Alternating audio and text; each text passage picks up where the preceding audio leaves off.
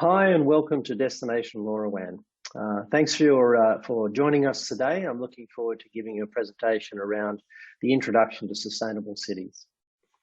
A couple of items for us to talk about before we get going. The webcast is being streamed through your computer, so there's no dial on, so dial in at this point. If you can't hear us, you might need to check your speakers of your headset. There's an F5 button on your keyboard. Sometimes we experience, due to internet connectivity, some changes in performance. Go ahead and press F5, and that should reset and refresh the screen for you.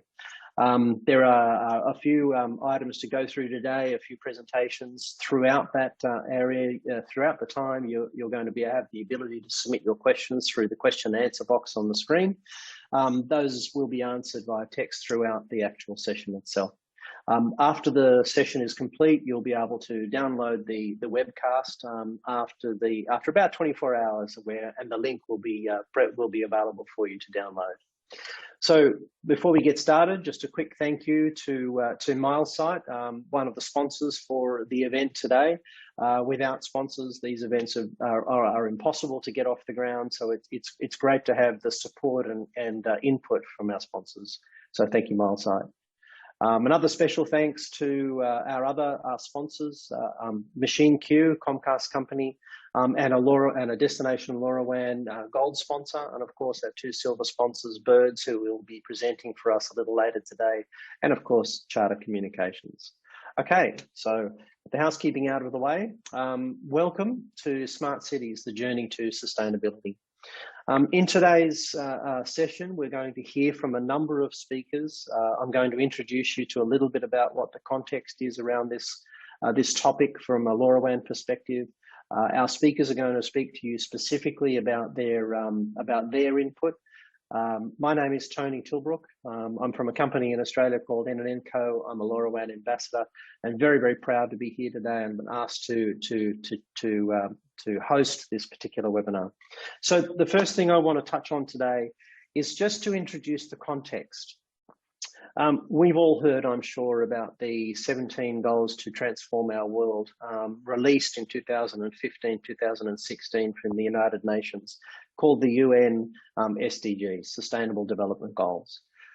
These goals are a broad-based set of goals, 17 goals, and I think 150 approximately targets which have been set to be achieved, or hopefully to be achieved, by the year 2030, where they'll all be reviewed again and see how we're performing and how we're moving along in that path.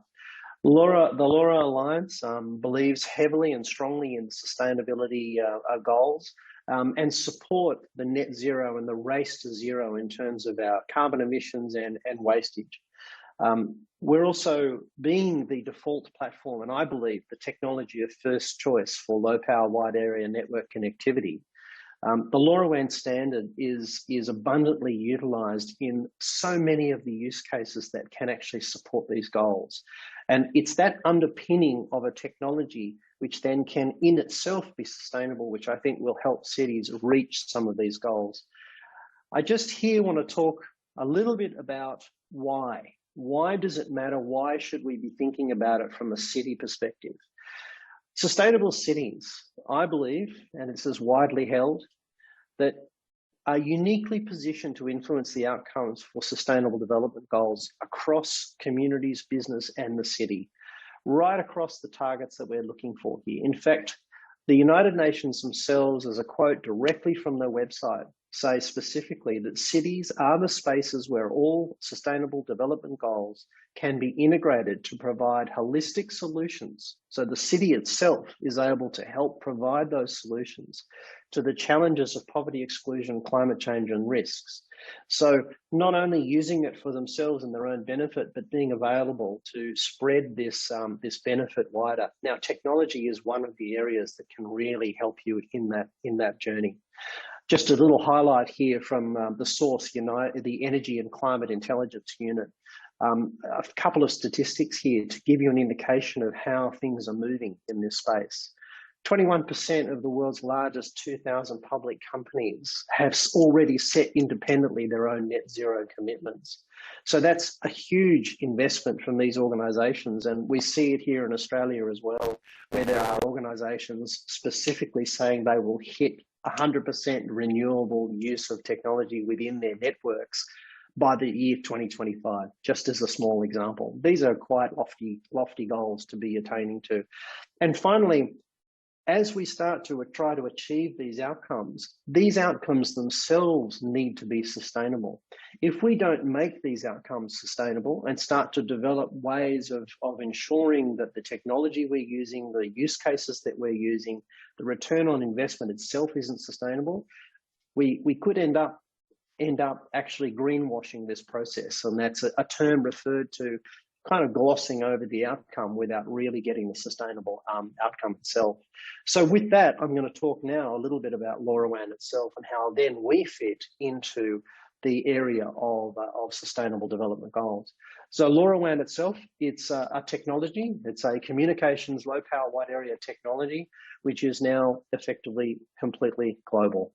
There are many of the major network operators globally involved, in fact, over 150 in 167 countries. We're hitting the hundreds of millions now in terms of sensors deployed worldwide, and the capability now for networks to roam from one to the other is really starting to enable us to hit some of those real scale points. In fact, in the words of Donna Moore, the chair of the LoRa Alliance, and CEO of the LoRa Alliance, the 2021 is the year of scale. And we're really seeing that impact right across the globe.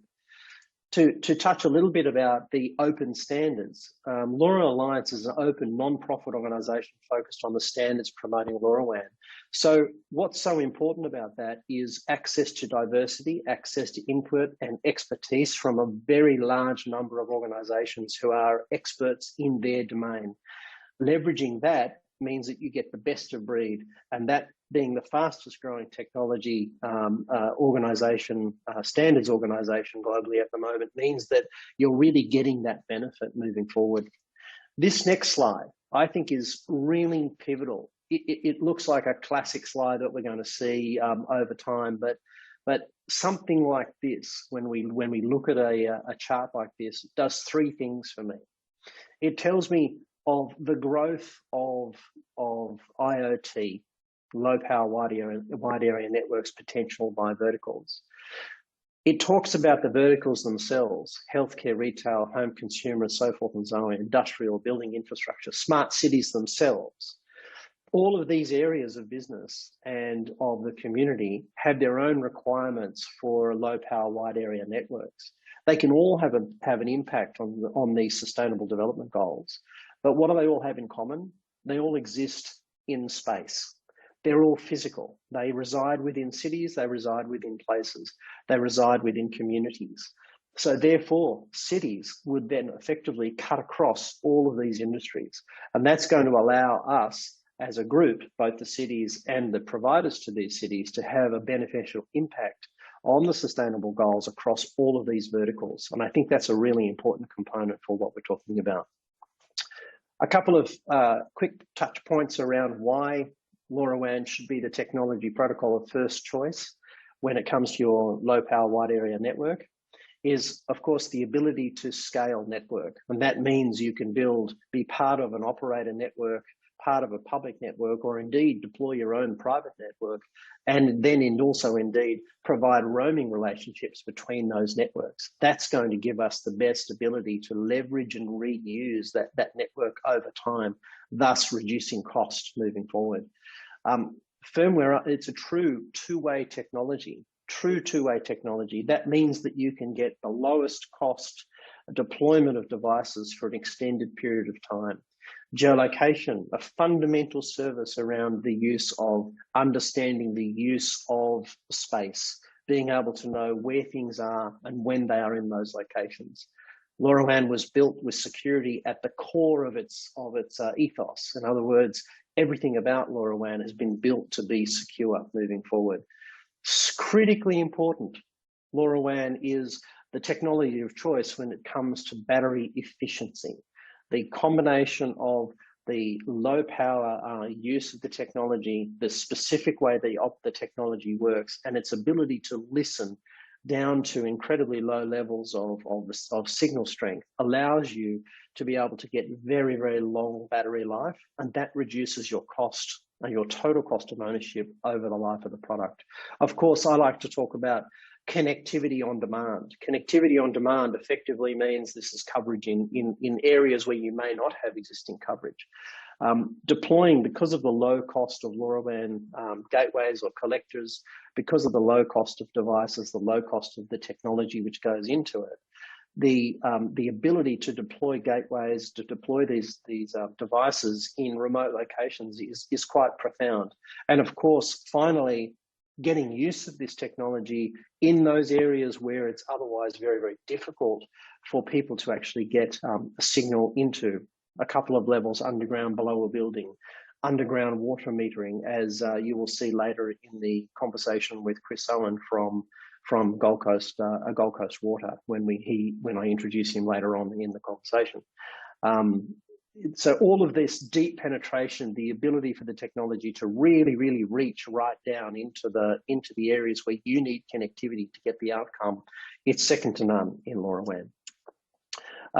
Now, this slide it's a holistic slide, but today already we are seeing many organizations, both from a city perspective and from an industry perspective, are working very hard every day on making sustainable choices in and around their technologies.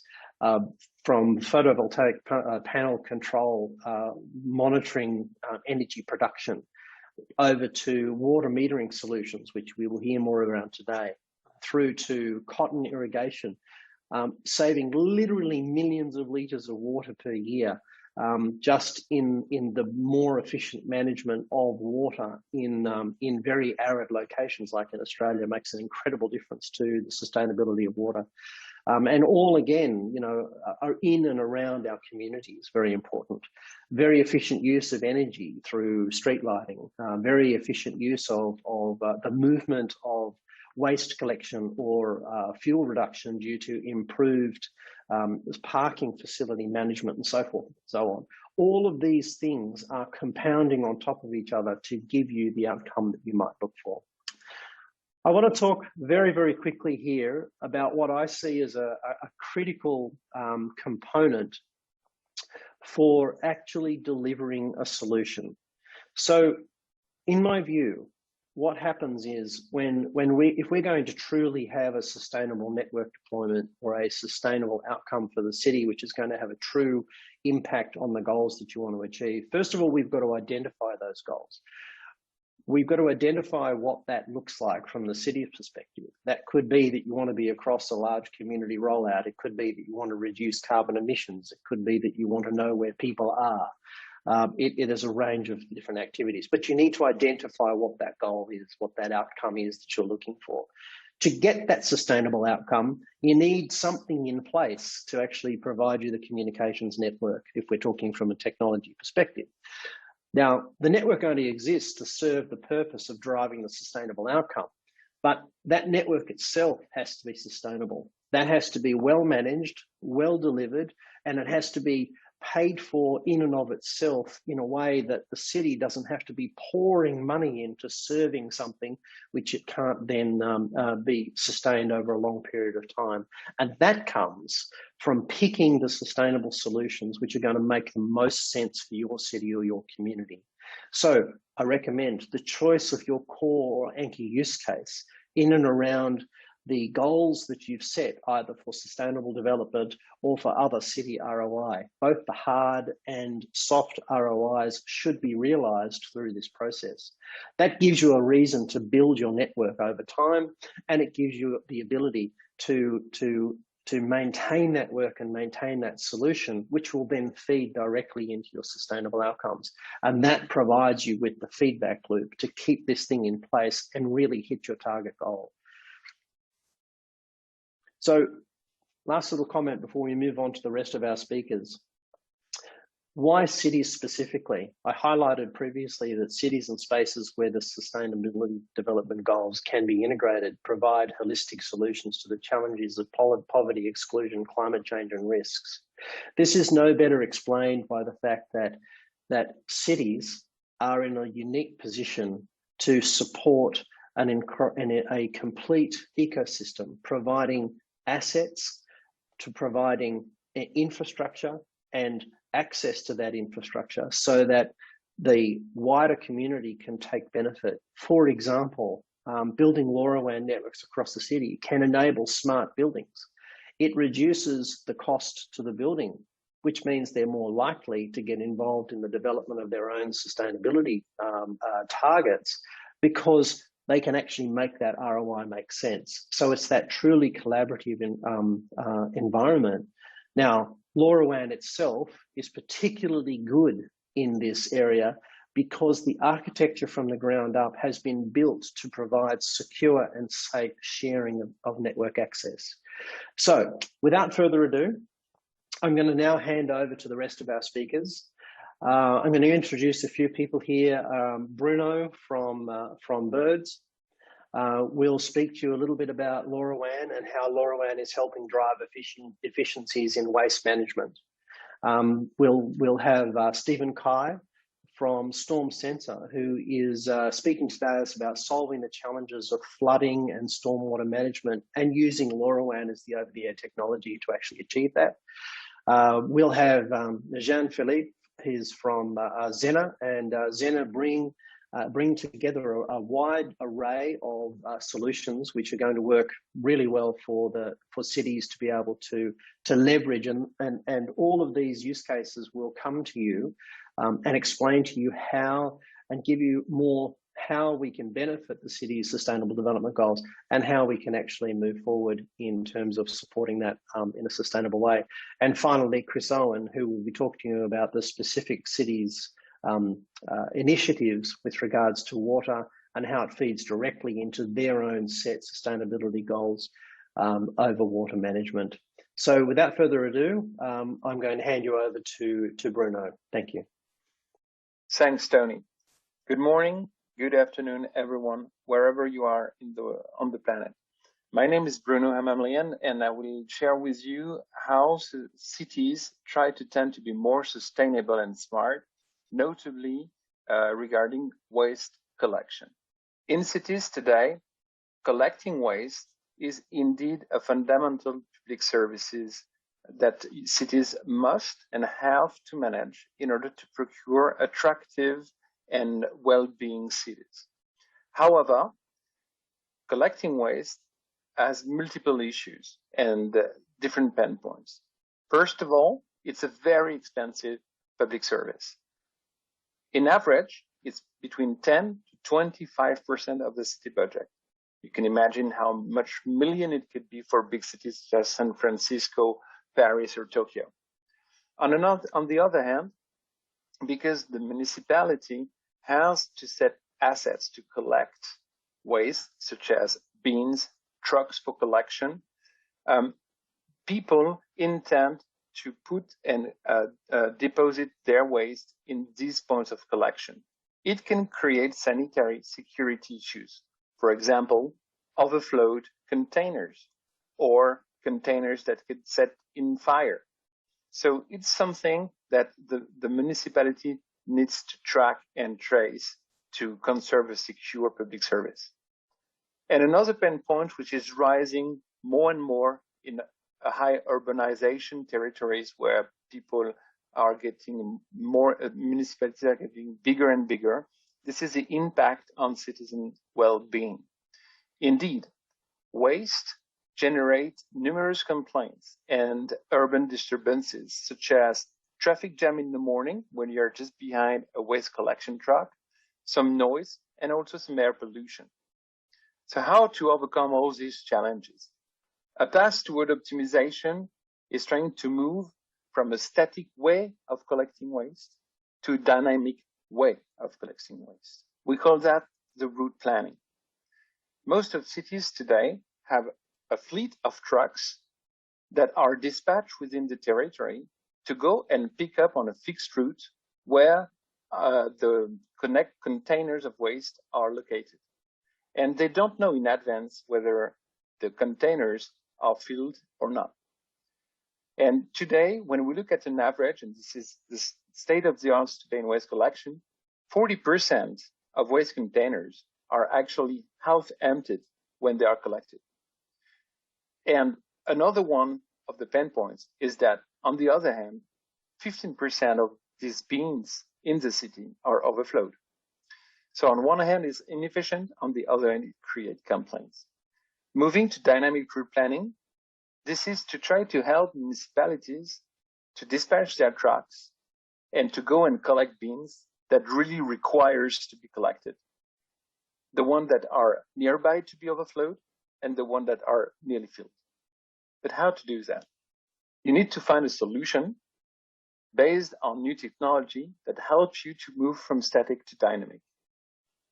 Waste collection, it's a simple thing as a concept, but in terms of requirements, it starts to be a little challenging. Basically, in terms of features, to move from dumb to smart waste collection, you need to combine different types of features: asset management, prediction capabilities of when the bins are going to be filled, route collection optimization in order to help trucks to go where and when it is needed to go, manage on remotely workforces, and of course, as a matter of reporting and continuous improvement, dashboards and analytics to better track and trace performances and better perform. In order to do that, you need to build up a solution from sensor to a service. Let's deep dive into this solution with a first focus around sensors. Waste are of different types of nature. You can have glass, organic, wood, plastic, different types of containers, smaller ones, big ones, from 100 liters capacity to 25,000 liters capacity. So you need to have a lineup of connected instruments that can permit to measure how waste are getting filled into the containers and that are adapted to each type of containers in each type of asset typology of waste. Here you have an example from filling sensors measuring with ultrasonic waves how fast the containers are getting filled with waste. You have asset trackers that permit to locate exactly where are the bins when they are mobile, when they are moving within the city, or access control, something that open or lock doors when you want just to deposit your waste. There are a lot of this sensor needed and required to have a good sensor foundation for your smart waste solution. And hopefully within the LoRa Alliance, we are getting more and more of high quality industrialized sensor that match these needs. You also need a connectivity. We are here in a destination LoRaWAN. So how LoRaWAN actually is becoming more and more relevant for smart waste collection. When the first cities started up with moving to smart waste collection, they were using cellular-based instrumentation, ultrasonic sensor, as said previously. But most of these systems doesn't last for long. It lasts from 4 to 5 years of service contract duration. With LoRaWAN, one thing that have been observed in cities in Europe and in the US is that you can extend the contract duration of your smart waste collection without changing the asset and just operating it longer, which is very good for the total cost of ownership and the amortization of the investment of the technology against the benefits it brings to the community. For example, there is another very important fact about LoRaWAN. This is the flexible and agile architecture governance. You can mix private and public LoRaWAN connectivity to match where it is needed to have LoRaWAN coverage on a smart territory. For example, here you see on the center picture the municipal responsibility area, where you have with green dots and pink dots, where are the public smart bins of this city, based in Southwest France. The green dots are public bins that are in public accesses. The pink one are in private area, which creates some particular condition when you want to start collecting waste with your trucks. On the left side, you have the public operator coverage with LoRaWAN. It's already pretty good. We can really start to move and connect those bins in order to deliver a smart waste collection. But you can see on the down left side of the picture that there are point of services that are not under the coverage, which means that when you look at the right side, you can have also some private LoRaWAN coverages that have been rolled out by for commercial and industrial clients that can be mutualized in order at the end to have a full cover of the territory for waste collection services. Of course, the data alone is useless. You need to render that into a valuable decision-making information. And you need to transform this data into an application to help to better operate. In this aspect, you can have an overview for the filling rate, so just how much and where the bins are collecting waste. You need some dashboard to monitor the performance of each of your route waste collection. You need to help through route planning your drivers to adapt with the agility how to avoid traffic jam and still to be very efficient in the route to collect the waste, and also to support as much as possible how to drive safely within site. If we have to look about what exists today of LoRaWAN-based smart waste solution for medium-sized cities, we always talk about sustainable cities for mega cities and mega metropolis. But what is really important is to bring sustainability for all sizes of cities, from small to medium to large. Here, it's a typical medium-sized city in terms of waste collection profile. 300 waste containers for approximately 25,000 to 30,000 inhabitants in a territory. That could be urban and suburban. What we see is that in yellow, the type of waste containers, some are buried, some other are above the ground, which can create some difficulty to connect those point of services. In terms of waste, you have paper, glass, organic. It's very different in terms of waste typology for measurement of the filling sensors. And this type of average medium-sized city, it is approximately 5 million euro per year to collect these 300 waste containers, representing a fleet of trucks that generate nearly 900 tons of carbon each year. Using dynamic route planning, thanks to IoT and digital smart waste collection system, had turned the experience to be positive over 3 years. The average filling level of each bin collected has rise from 53% to 85%. It means that each container collects more bins without generating more routes.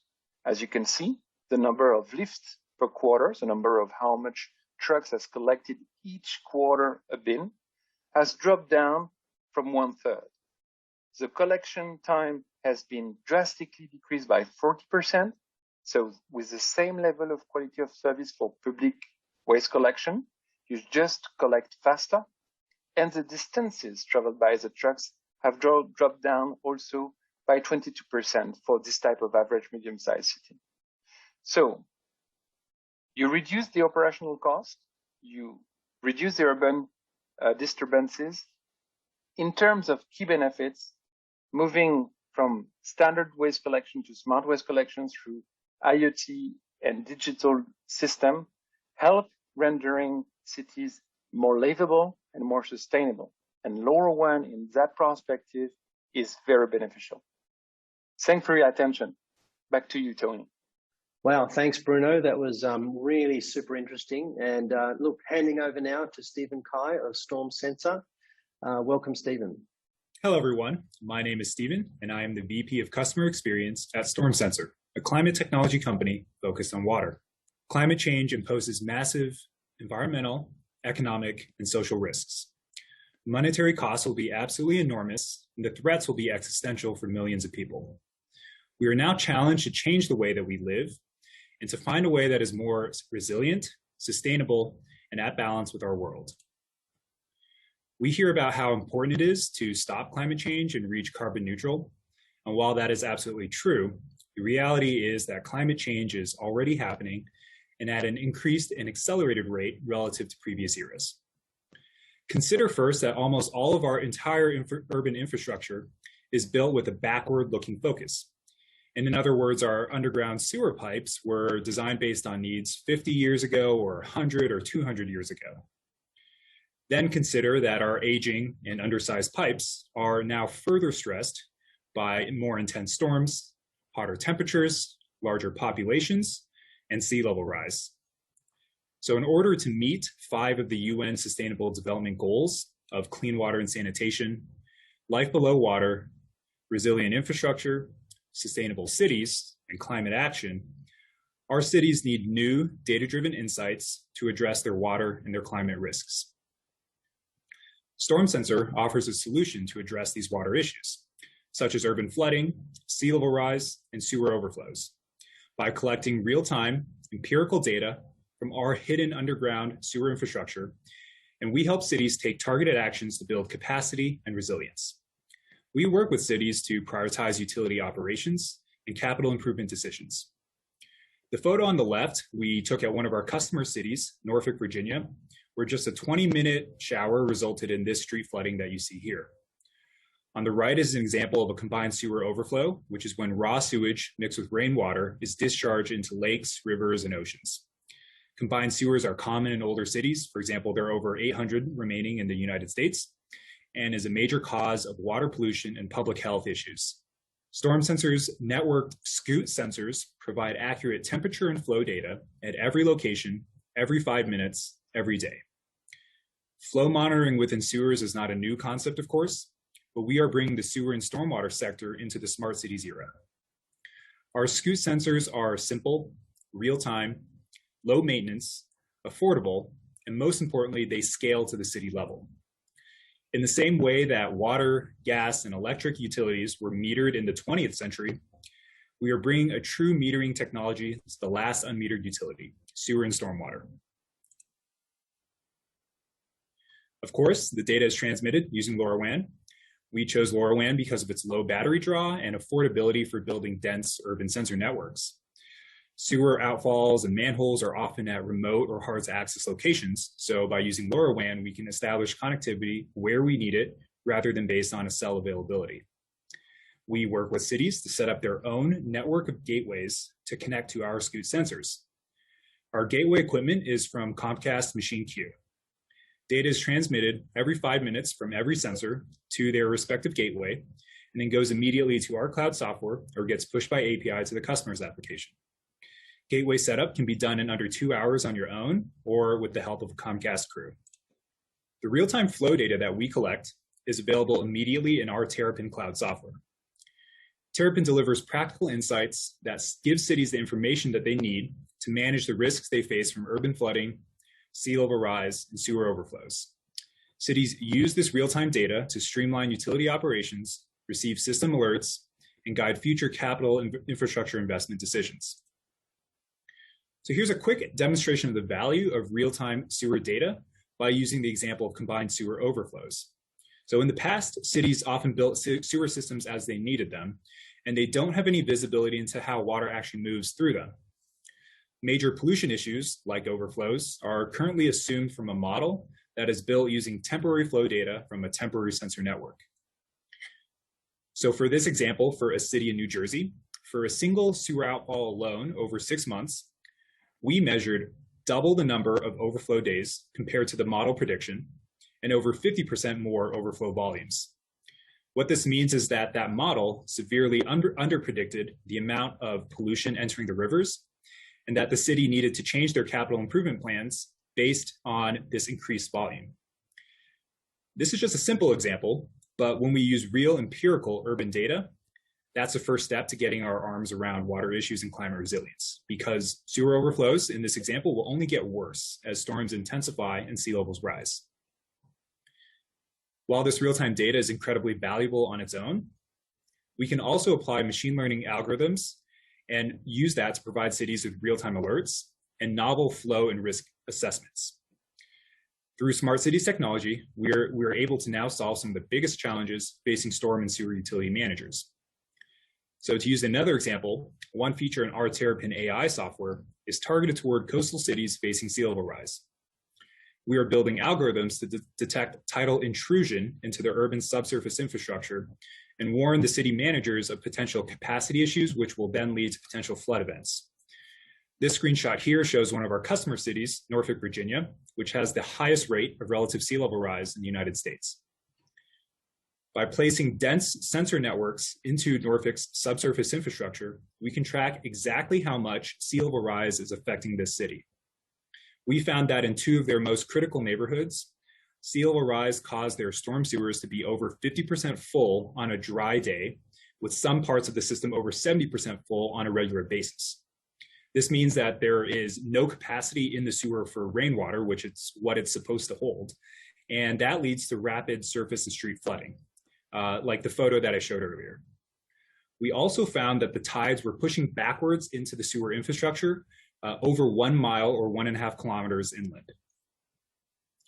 Our algorithms can account for tidal intrusion in the flood risk analysis that you see above. And the real-time data that we generate means that the city of Norfolk can now receive real-time alerts by text or email when tidal backflows from high tides are occurring. So these are just a couple examples of the environmental protection and flood risk assessment work that is possible using smart cities technology and big data. If we look at the anticipated return on investment for a city, if they deployed Storm Sensor, and if they took action based on the insights that we provide, the benefit for use cases ranging from urban flooding to operations and maintenance range from 4 to 12 times the amount that they spend, with payback within a year for each use case. Since Storm Sensor went to market in 2019, we have deployed in communities across the country and are now operating in every region of the United States. We are also currently working with partners on expanding to Europe as well. By bringing these cities data visibility into their sewers, we are helping these cities stop sewage pollution, reduce urban flooding, combat sea level rise, and much more. So to conclude, statistician George Box once said that all models are wrong, but some are useful. And right now, a lot of our efforts in combating climate change are based on mostly models. Storm Sensor wants to change that by capturing real-time empirical data within highly variable urban systems. We provide the data and the insights needed to match models to reality. And that is what cities need to create the thriving and resilient communities of tomorrow. Thank you. Stephen, what an amazing presentation. Thank you so much for that. It's so incredible to see how these important initiatives are being reached over a period of time. Now, for our next speaker, I want to introduce Jean-Philippe from Zener. Thank you, Tony, and hello from my side. My name is Jan-Philipp Exner, and I'm very glad to have the presentation Smart and Sustainable Cities with IoT. Hello everyone for this presentation today. I'm from the Zener International, and I just want to give some brief introduction about what is Zener doing in terms of IoT, because as some of you know, we are part of the Minol Zener group, who is some of the biggest IoT LoRaWAN distributors here in Germany. And our history lies in over 100 years of metering device manufacturing. In the last years, we shifted towards from a device manufacturer to a solution provider in context of IoT. And in our group, we have different members like the Minol Zener group, the Minol Zener Connect, Zener IoT solutions, and within these partners, we have more than 100 IoT and smart city projects here in Germany, and we are one of the biggest net providers with more than 25,000 LoRaWAN gateways running here in Germany, and over 2.5 million sensors in the IoT context. The next thing is a bit like, as Tony said before, I want to pick up the topic, why is LoRaWAN in a way fostering sustainability, and what is Germany actually doing? So the topics mentioned by the United Nations agenda are more or less the ones who are also giving the framework for the German sustainability agenda. And for Germany, especially the context in terms of renewable energies and energy efficiency is the key element for this. And for this, to achieve this, the need for digital infrastructure, as LoRaWAN is one of the solutions for this, is the key element. And this is where I just want to give more insights during this presentation. In order to do so and to reach this goal for sustainability is the question how to bring IoT and LoRa to the cities and to enable them to achieve sustainability and have sustainable projects. And for this, there is in Germany in the last years a massive program of funding during several ministries to foster the digital infrastructure, like with the Federal Ministry of Interior and Building and other related ministries. And it's a very, high-ranked topic in communities and cities to be a smart city in general way, and then also in order to do so to build a sustainable digital data infrastructure based on LoRaWAN. What do you need for this one? So in order to achieve the sustainability, you need to have sustainable use cases and applications, and these are made of various components. So first you need to have, of course, the service to make the solution sustainable, and for the other point for the digital infrastructure is that you also have the devices, the sensors, and the key element is to bring those ones together. And this is where LoRaWAN comes to the game, because this is the connectivity who enables that devices and services work together. But this connectivity also provides the possibility to connect not just only the technologies, but also the various sectors, because this is where you have issues like sector coupling in terms of energy perspectives. This is the questions which are very important, where I'm just going more into detail later on. And the LoRaWAN also is in this kind of issue the key element to connect these issues technically. And in the examples I want to give along are in the city, smart city example, and also the sectors which you can't in a way focus on separately, but you have to take them into also the interactions within the various sectors into the perspective are the energy sector, the smart grid, and also smart mobility issues. Just for an example I want to give, because in older days, as an urban planner, for instance, you could see those sectors separately, but nowadays the correlations between the mobility and the energy sector, especially, they are very close. And as I said, these solutions are gonna get bring together by the LoRaWAN connection. So how are the various projects and stories from the experience we had in Germany? We are cooperating with the city of Emden, for instance. It's a city at the northern German coast. And there is the thing that just said that the cities in Germany are tending to be the smart cities. And the ambition is that they, besides just realizing the projects, are that they also want to have a strategic roadmap within a participatory process involved, together also the citizens on board to design a common or a solution which is cooperatively designed by the citizens and the community to have a common vision for the city. And based on this vision, then they lay out prospectively the IoT project. And this is also where a lot of fundings in Germany are going to, because the ministries are not, they're also giving money directly to funded projects in the digital IoT sector, for instance, but often they have, especially in the context of smart cities, those money connected to a strategic phase for 1 or 2 years, which first have to evolve a common strategic guideline,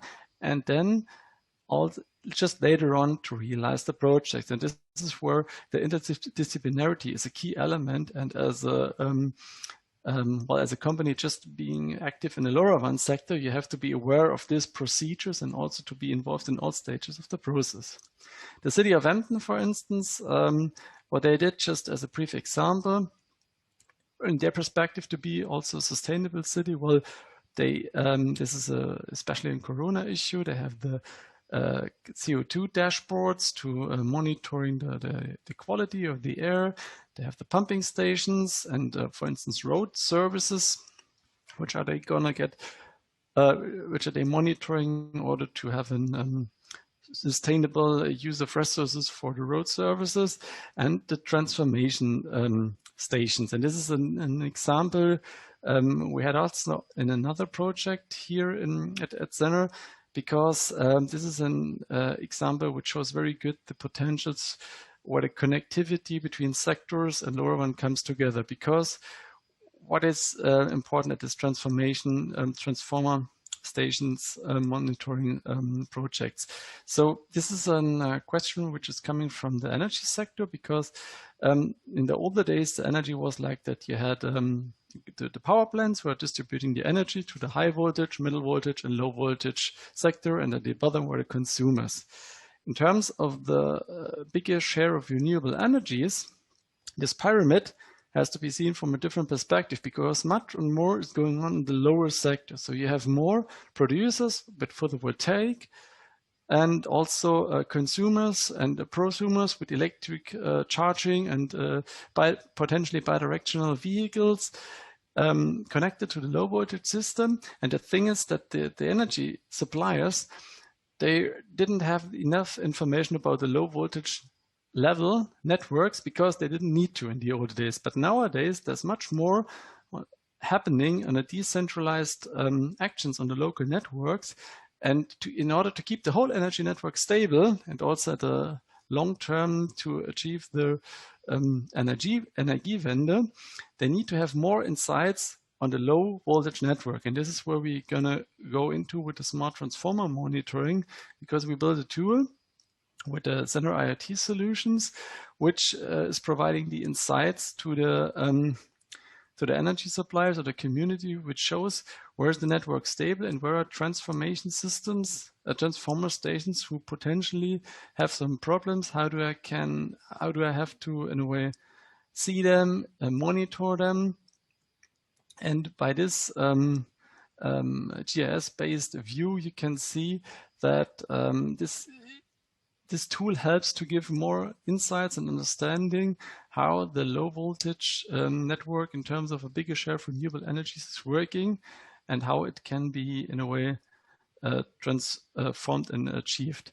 And an example how you can do this is also when it comes to the other project, smart parking and smart e-mobility. So the thing is not just about to see where are cars parking, but where are e-vehicles charging? And this comes together with the questions I just mentioned, because it's important to see and understand how the connection of consumers or providers of electric power are on the low voltage network. And the share of e-mobility cars is growing significantly here in Germany, and this brings more pressure on the low voltage network to see and understand what is happening in this stage.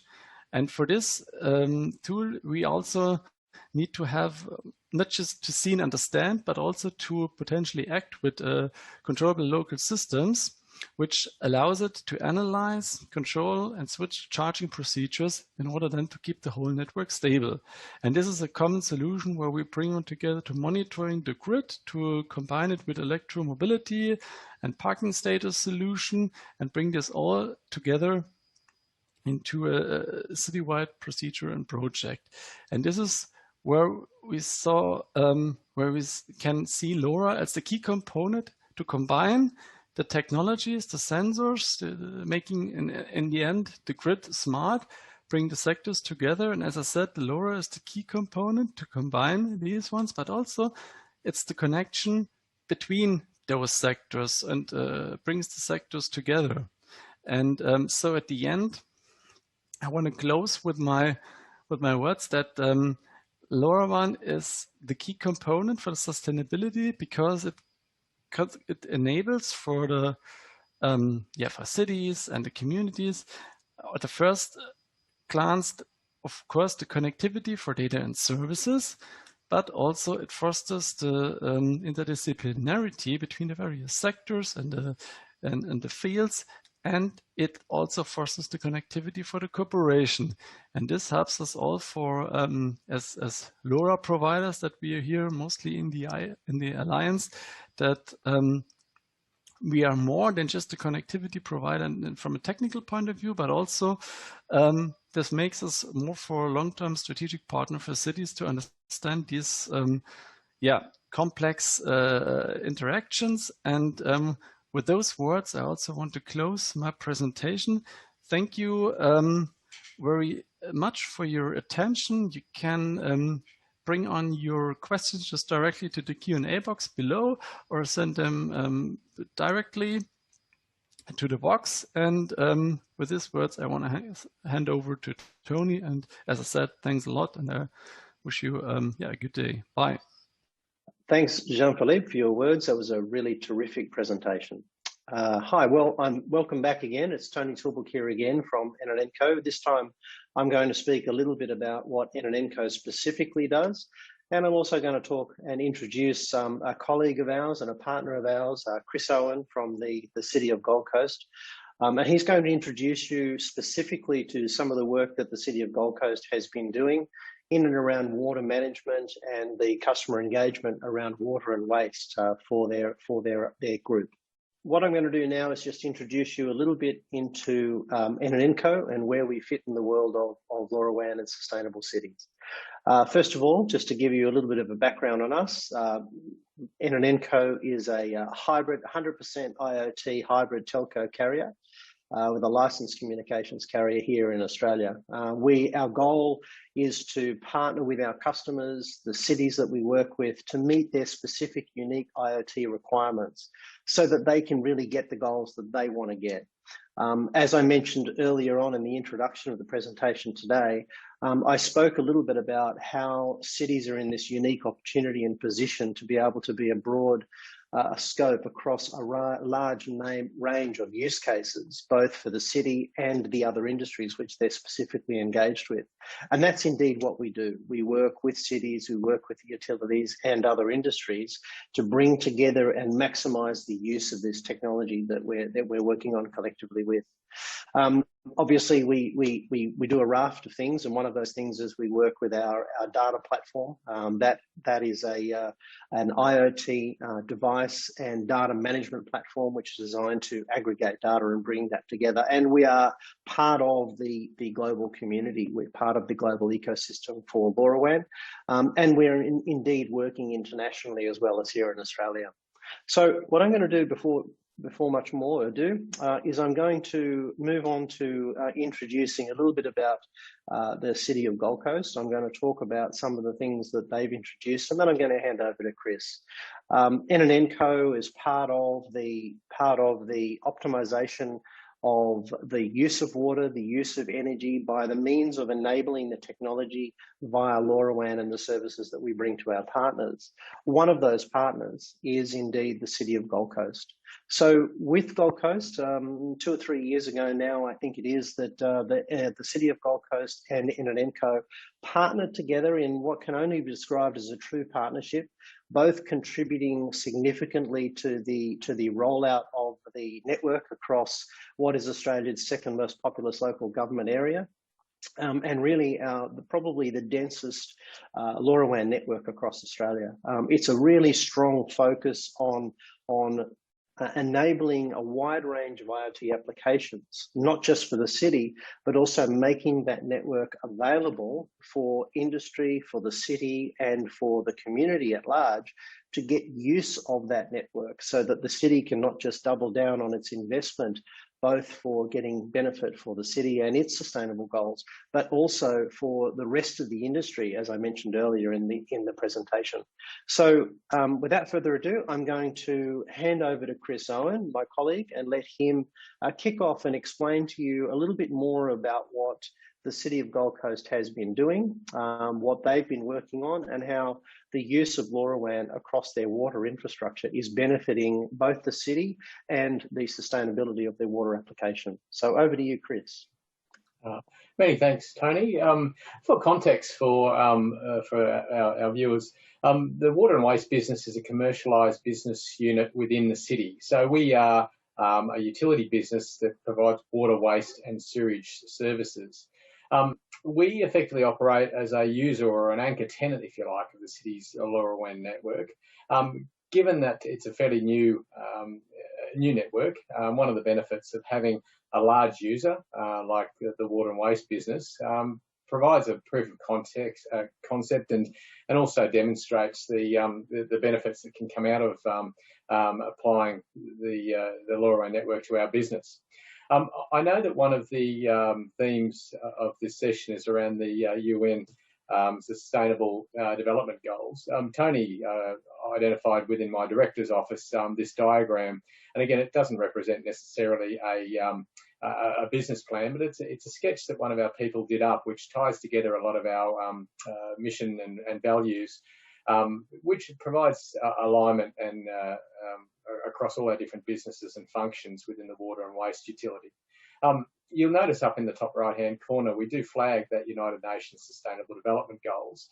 And again, as an essential services provider for water, sewage and solid waste services, we take the view that if we are doing things that are not aligned with some of those key goals, then we really need to think about what we're doing.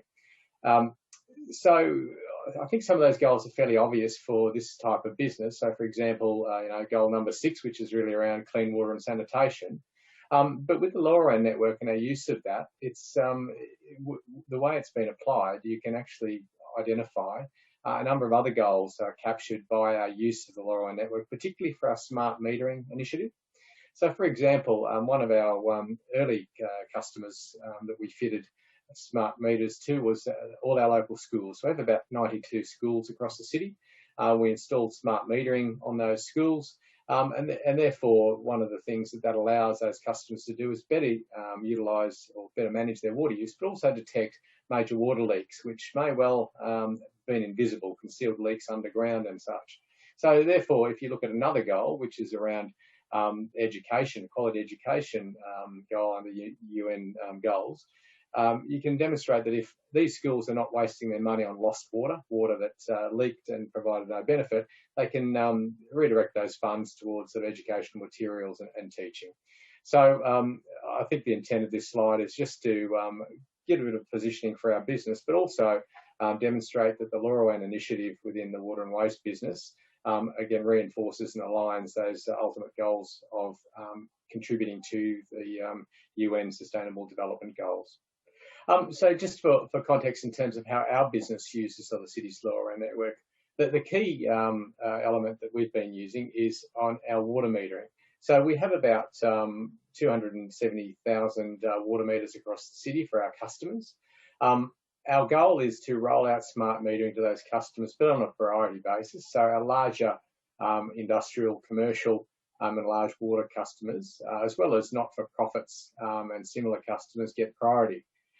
We have the service that's provided, which is a little bit different to the other smart metering initiatives across Australia, which tend to be proprietary sort of systems, is that we signal into the city's own LoRaWAN network.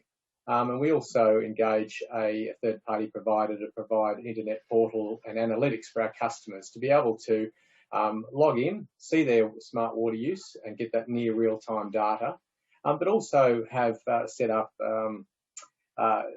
alarms and things. So, for example, if there's a large water use event or a leak, we can automatically, through that platform, send notification to those customers. So it allows those customers to be able to be more in control of what is becoming a more costly item within their cost base.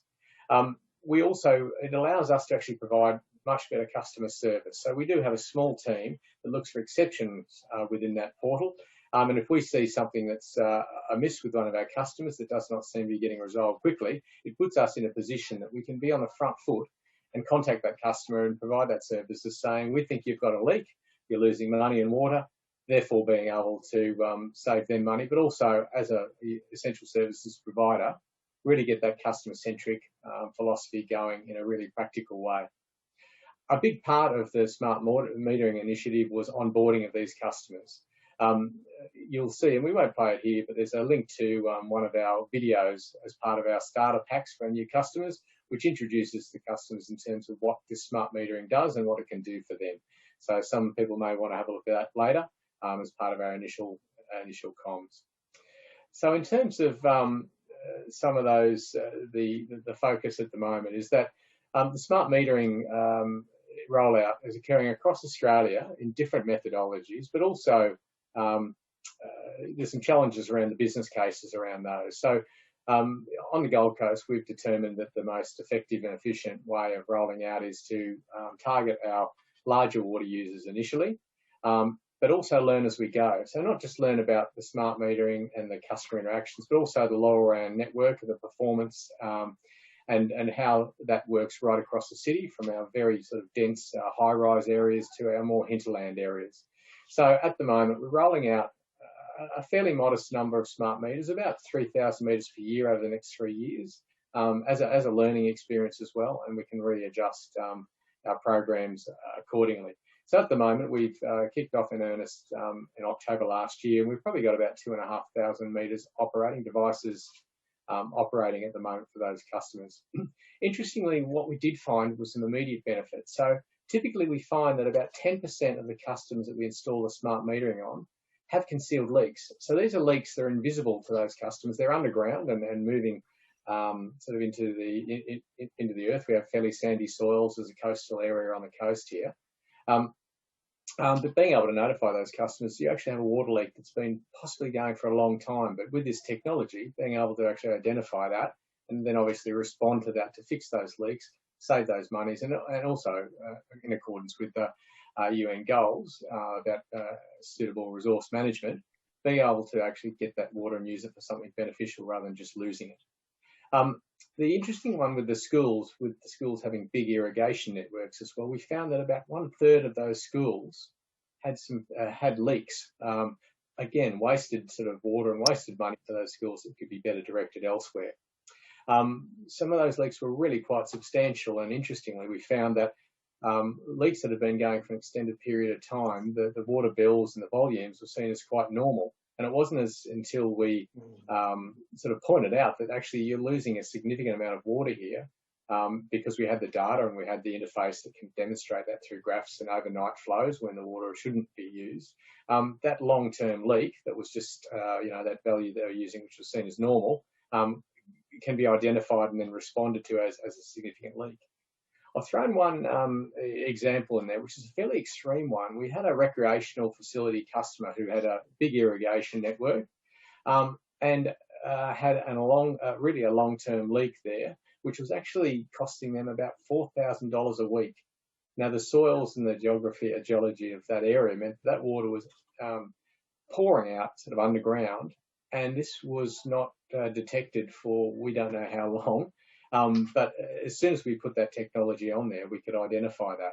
And again, that technology, the device on the meter, signaling into the LoRaWAN network and then into those portal and interface with the customer and us, means that it's really obvious and we can actually respond. Maybe just in summary, effectively the LoRaWAN network has been a real strategic piece of infrastructure for the city, certainly for the water and waste business as an essential services utility. We've been able to use this quite extensively and have been able to produce immediate customer benefits. What we've noted is that as soon as we use this technology, wider areas of the business identify other opportunities for it. So, for example, we have pressure management across our networks, our water networks, and the teams that are involved in managing those networks and movement of water across the city are now rolling out devices on those pressure sensing devices. So we know we will continue to roll out our smart water meter using LoRaWAN. We'll do our pressure management, but we don't know what we'll use it for next. Every day brings new opportunities. So, we believe this is an absolutely valuable strategic asset. And as the utility of the city, we've been able to use that earlier and with great and quick benefits than potentially some other areas of the city. Thanks, Tony. Wow, thanks, Chris. I really love hearing that, because there's nothing that makes us feel better about this process than actually making a difference and really getting some outcomes. So it's really wonderful to hear that coming directly from someone like yourself. So thank you very much. So look, back over to a little bit more about N&Nco and how we fit into the broader scope of the relationship, both with Gold Coast but other potential customers globally. And that is really where we fit in this relationship. It's very important. I like to talk about the 4 pillars of IoT, as do many others. Going from left to right, that talks around devices, and then it talks around network.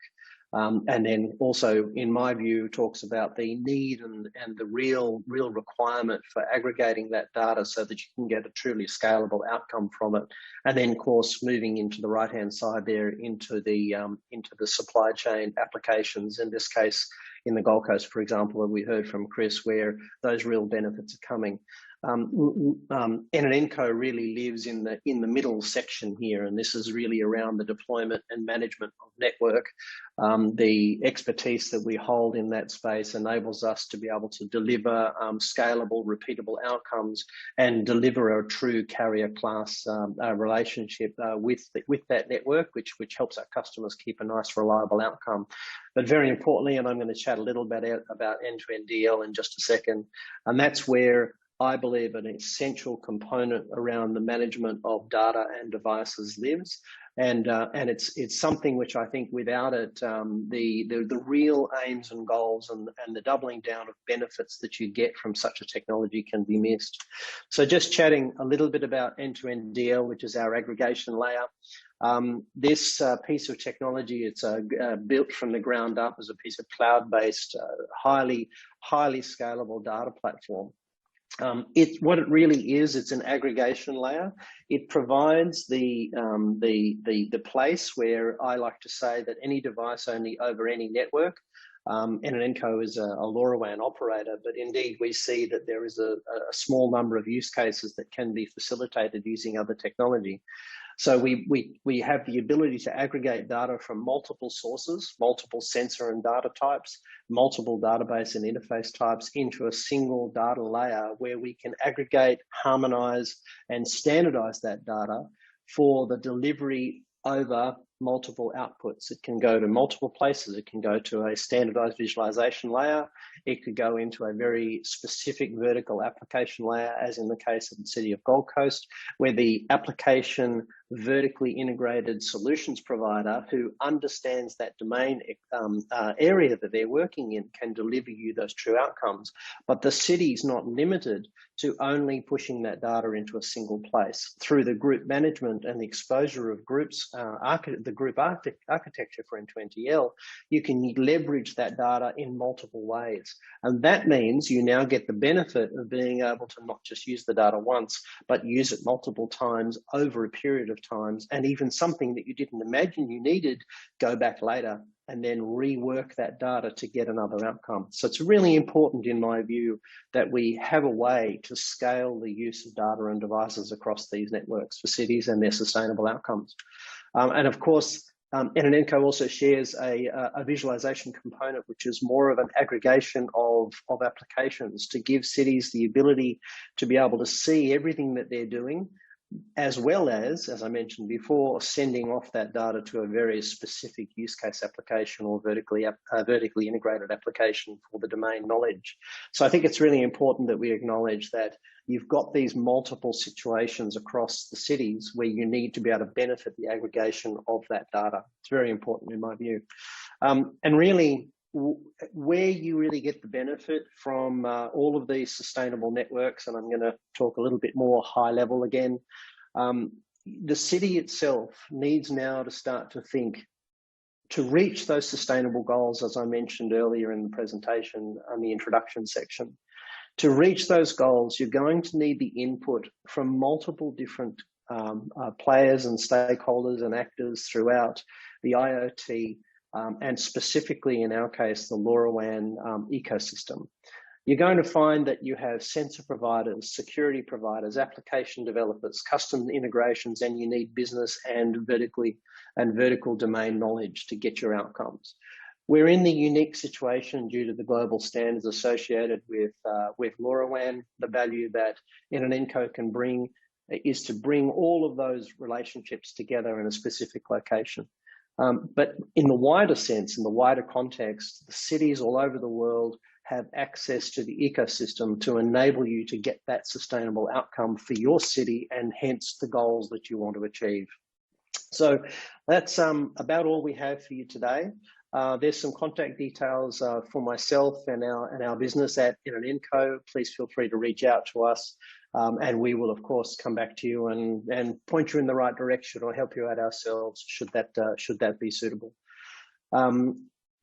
A little follow-up on this topic. I want to thank you all of our members today for participating, to our sponsors for helping us with this. Obviously, it's never possible without our sponsors. But also, if you're interested in becoming a member or becoming more involved in the LoRa Alliance, learning more about the Sustainable Development Goals, learning more about how LoRaWAN can interface with that, there are some notes on the screen here and will be available for you to reach out and to get involved with our global community. So once again, thank you very much for being part of Destination LoRaWAN today and the introduction to sustainable cities. So thank you very much.